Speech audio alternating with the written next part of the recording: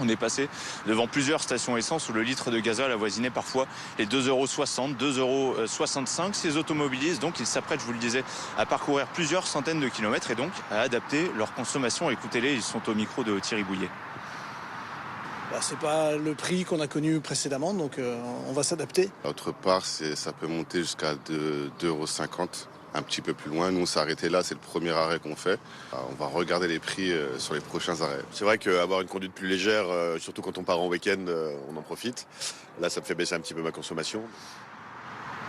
Alors, à l'heure où l'on se parle, 14% des stations-service sur le territoire national sont concernées par des pénuries de carburant. Si vous prenez la route dans les prochaines heures et que vous voulez vérifier si votre station-service est concernée, il suffit d'aller sur le site du gouvernement carburant.gouv, vous rentrez le numéro de votre département et ainsi vous pourrez voir si la station proche de chez vous est concernée ou pas par des ruptures de carburant. En tout cas, ce plafonnement des prix ici dans les stations Total Énergie à 1,99 € et 2,09 €, il est en vigueur jusqu'au mardi 7 avril.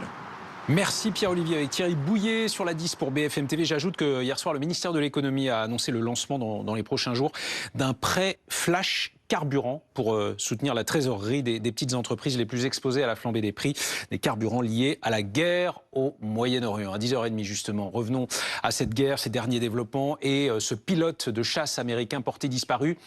Depuis hier, depuis que son avion a été abattu par les Iraniens, d'après nos confrères du journal respecté de Télégraphe, les forces spéciales